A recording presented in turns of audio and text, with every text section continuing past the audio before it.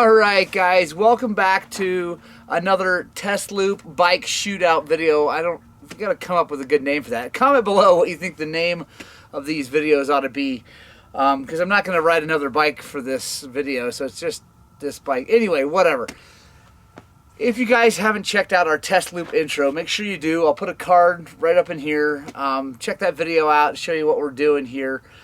Basically, I have a 7.5 mile loop through the Adobes here at Peach Valley that really challenges all parts of the bike. It's got rocky stuff, technical stuff, fast stuff, climbs, descents, really every kind of riding that we have here in Western Colorado. No trees or anything like that because this is much closer to town and easier for me to get up here and do shootouts.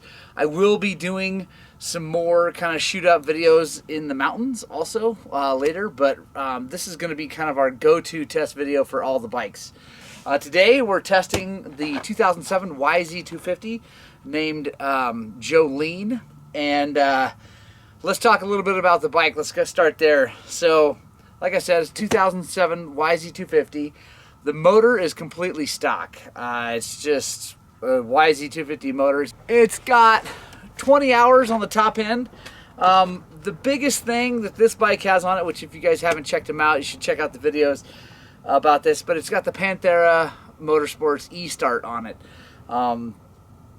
There's a ton of videos about that thing, the problems I had with it and how I fixed them and all that stuff. You can check those out later. Let's go over the performance upgrades though on the bike. The most noticeable one is the TBT suspension.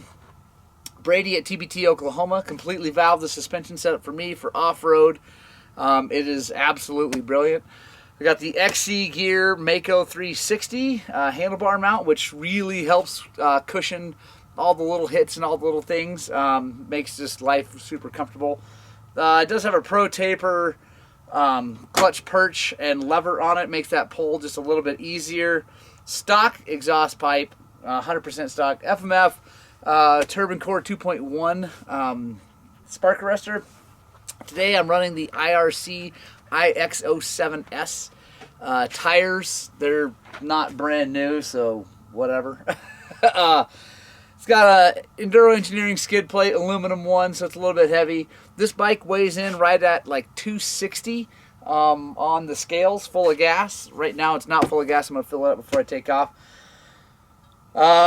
It is the normal YZ, but it does have an 18-inch wheel and a kickstand on it from the YZ250X, but it has the tight ratio gearbox, which I actually really like a lot. It does have Electron carburetor on it, which I don't totally love, but it's on there. It's easy, it's simple to deal with, so whatever.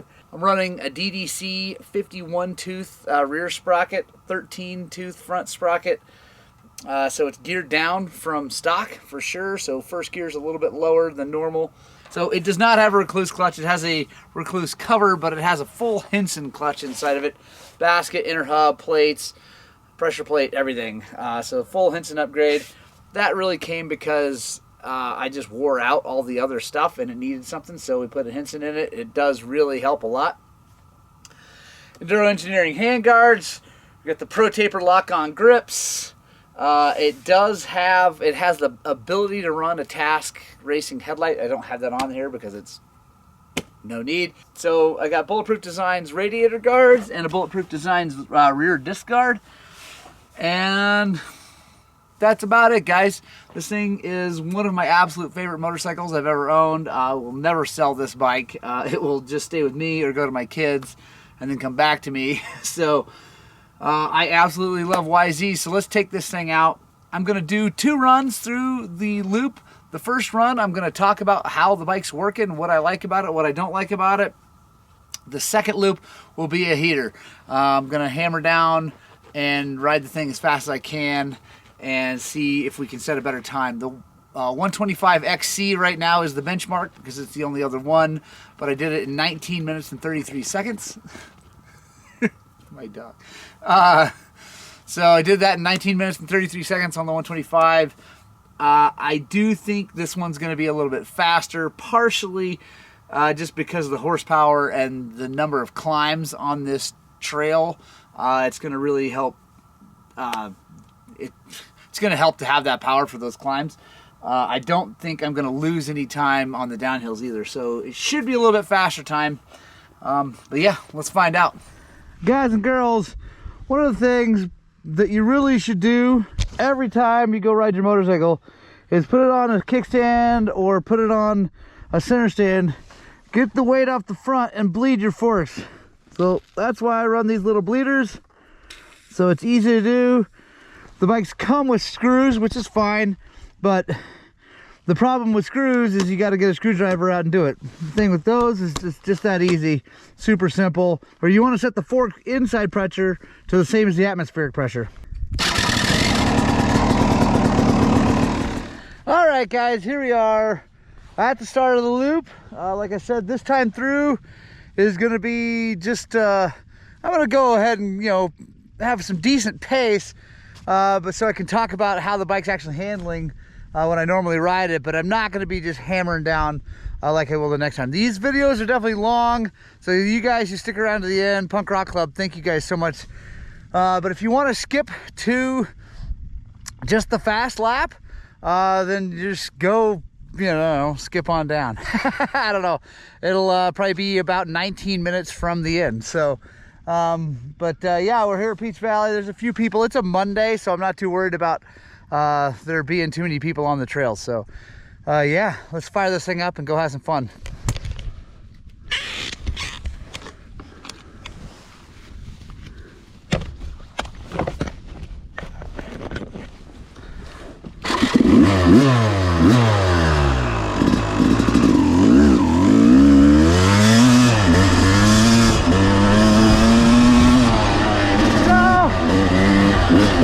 The first part of this loop, this bike is really gonna shine because there's some whoops and some fast stuff.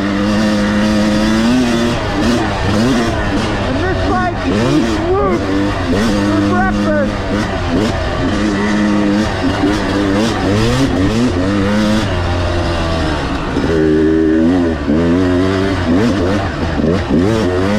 Now we're in the Eagle Valley Trail.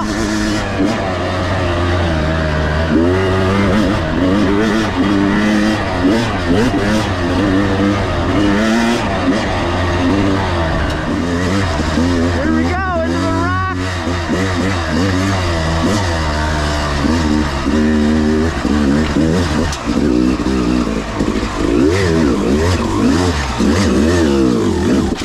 Oh, I messed that up.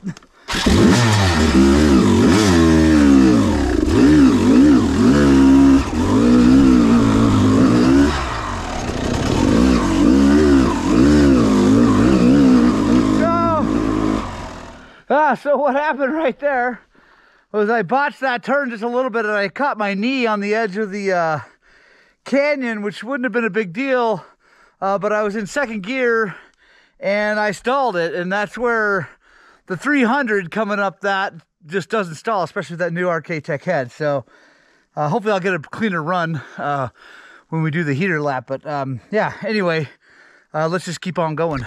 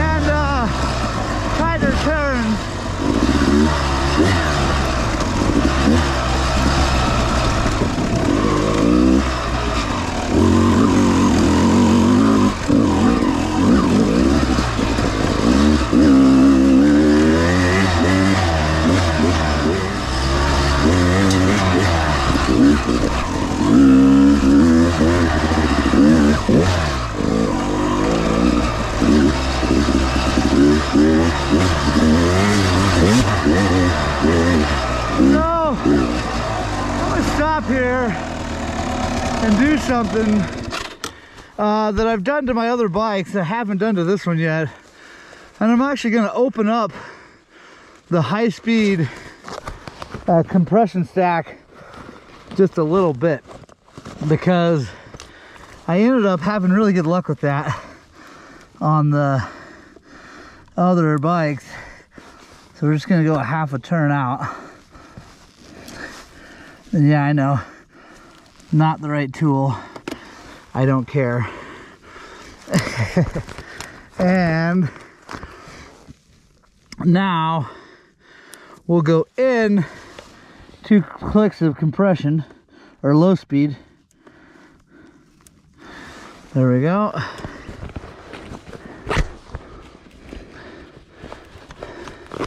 That really helped with the other bikes, just getting traction in that kind of hard stuttery bump stuff, and then when you hit a hard edge rock. So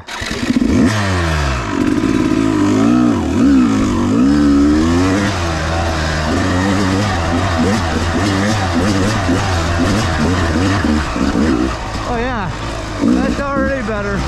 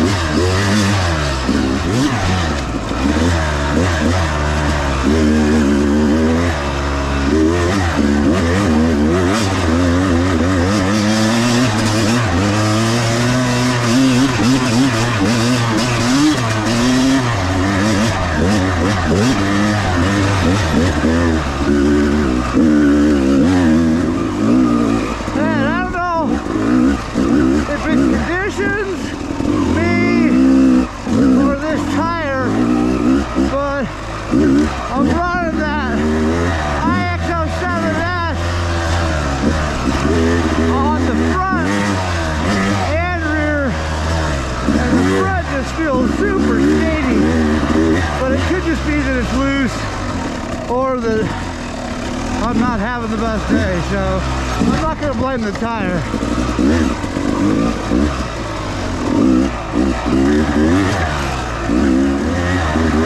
It's also been quite a while since I've ridden the old YZ, so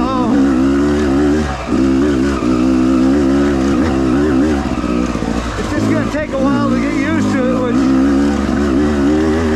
that's another reason I'm doing this lap right now before I try to put the heater in.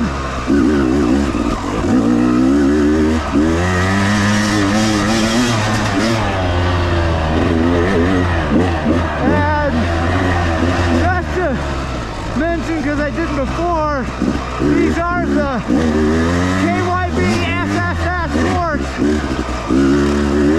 Kind of the sought after fork in the suspension world.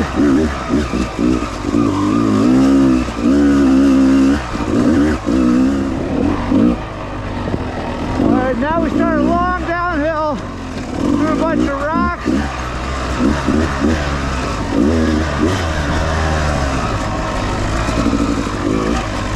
And I'll tell you one thing about the YZ versus both KTMs I have, is that the foot pegs feel really low to the ground. And that's kind of disconcerting, honestly, in these rocks. It's like, I feel like I'm almost just always gonna hit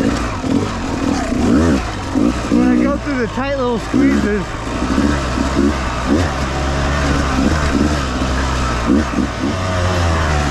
The acceleration of these bikes, though, is really hard to beat.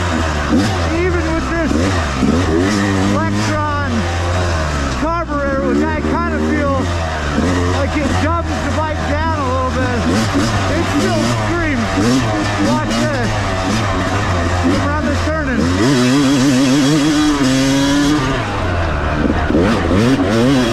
Right into those whoops like they're nothing.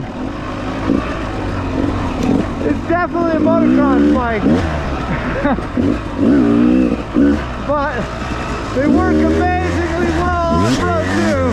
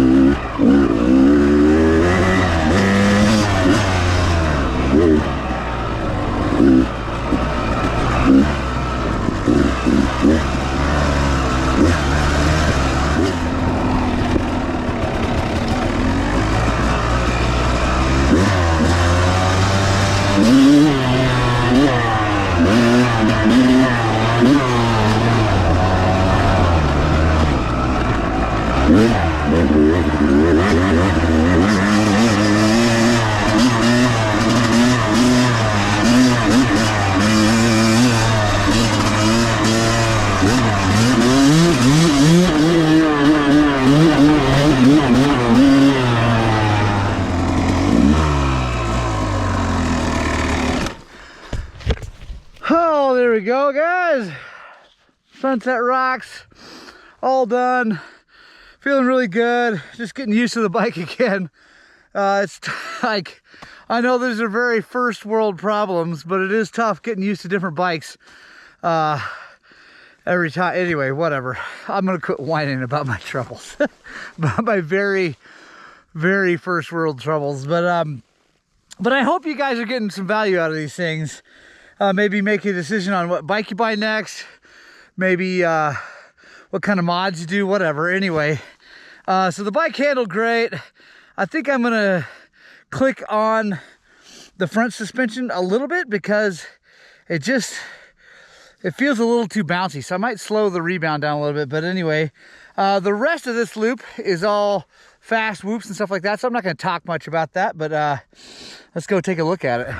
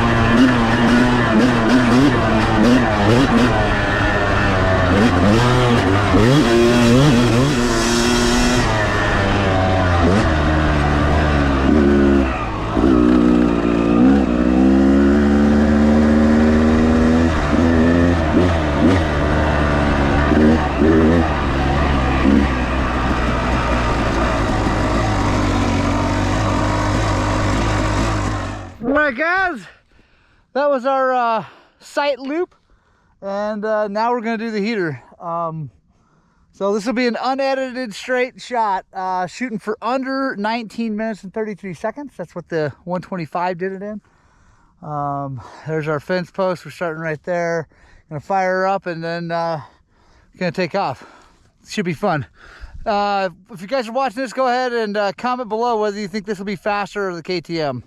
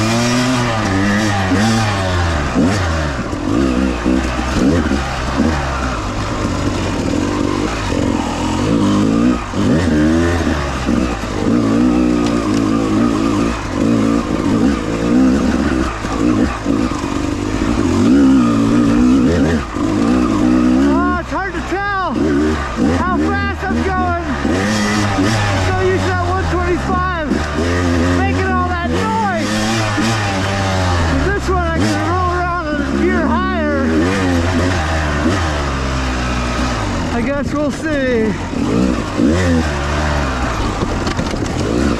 I'm definitely already feeling more tired.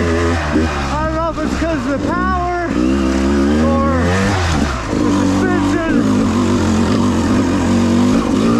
or what, or just the bike.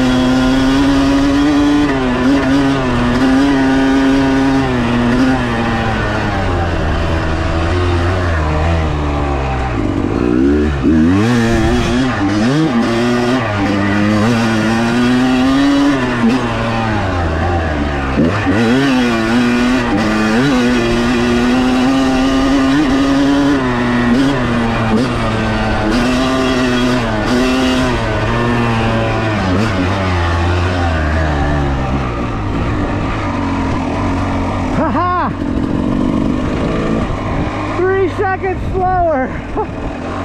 19 minutes and 36 seconds. That's impressive, 125. That is impressive.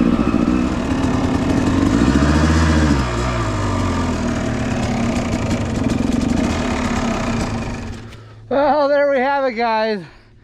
I love this motorcycle, but I'm faster on the 125. I mean,